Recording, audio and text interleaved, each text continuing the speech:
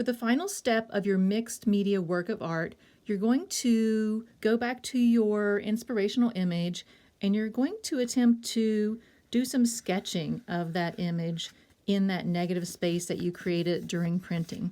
So as I'm looking at my dog here, I'm trying to lay out all the basic elements of his face. So I'm going to start with his ear.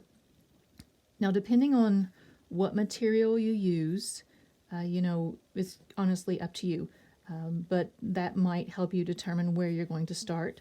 For the ear, I'm noticing that for the most part, his ear is a diamond shape. So I'm just sort of looking at the ear.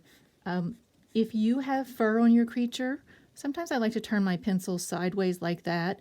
That helps me create more of that feathery stroke that you see.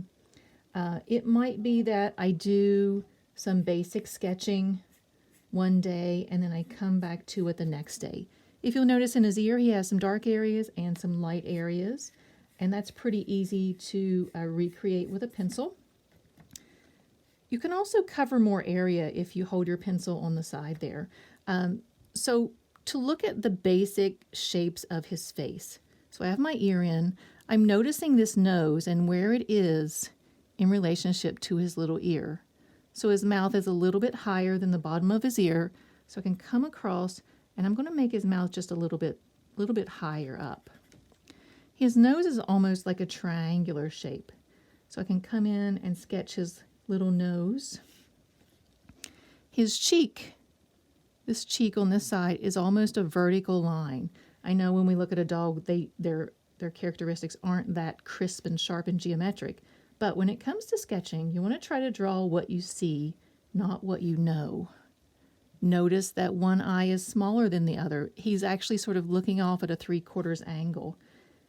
His little nose comes up this way. So this eye is going to be a little bit smaller, and his cheek comes up there. If you'll notice, the eyes are straight across from each other, so I can come in and add this eye. And again, maybe just to block out the basic shapes, and then you can come back in and do some fine-tuning. When it comes to his fur on his chest, again, I like to turn my pencil on its side. I'm not going to try to draw every single hair. That would just sort of take forever and would be somewhat discouraging. So I'm just adding a few lines there to represent the direction of his hair growth on his little leg. The fur is going off to the side like that. When it comes to his back, that fur is very different than his chest. So I'm going to try to sketch some lines in the direction that the hair is growing.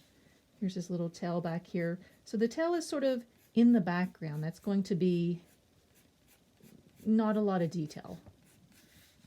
And I would continue sketching in this manner. If I find that, I'm getting frustrated with it one day, I might just set it aside and come back to it the next day with fresh eyes.